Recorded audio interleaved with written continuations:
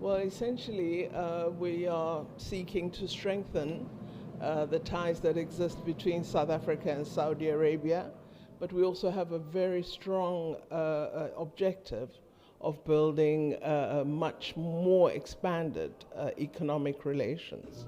So we've come along with a business delegation, and it is our intention that we should establish greater partnerships between South African businesses and businesses in Saudi Arabia. Our president has an objective of increasing foreign direct investment in South Africa, and so this is at the forefront of the planning that we've done for this visit, because Saudi Arabia is a significant investor worldwide, and we would like some of those funds to be invested in our country in the key priority areas of South Africa, including mining. We're looking at infrastructure in particular, very important area for us. So we will be discussing the key priority sectors of South Africa and the possibility of various funds in Saudi Arabia keenly investing in the South African initiatives. Well, as you would know, oil is affected by many factors, the price of oil, including the geopolitical tensions that we're experiencing worldwide at the moment, and particularly the war of Russia and Ukraine. So all these tensions affect the fuel price.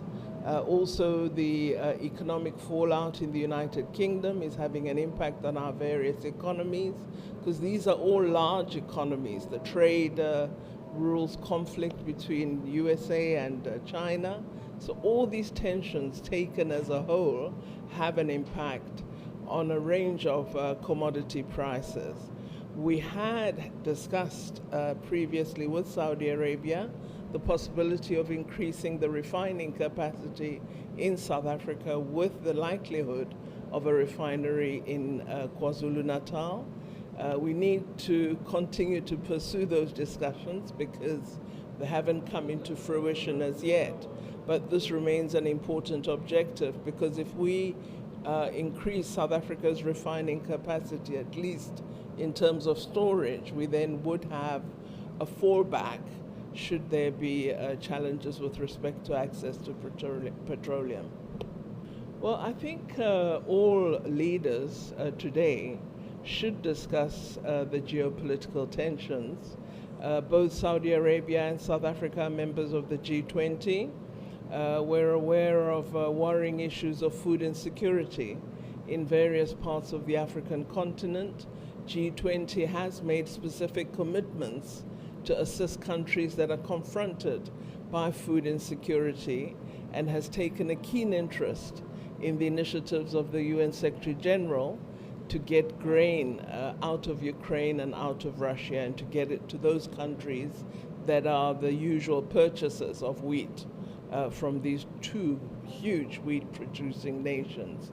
So those aspects of the impact of the war, as well as common issues of rising inflation, the threat on commodity prices, which have been a huge boon for us as South Africa with our platinum and gold. With high commodity prices, we've been able to buttress our own public revenue in the decline of caused by COVID-19.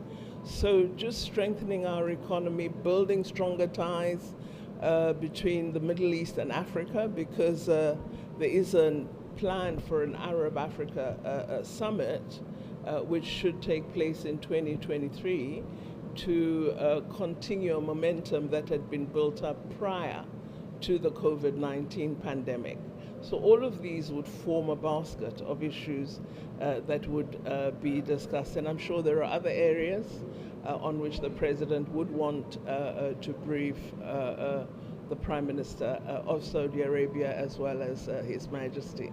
So I think it's going to be a very, very exciting and beneficial visit for South Africa. I'm really glad that it is happening. Saudi Arabia is an important global player, and I think the partnership and the friendship that exists between our leaders is going to lead to really exciting outcomes from this visit.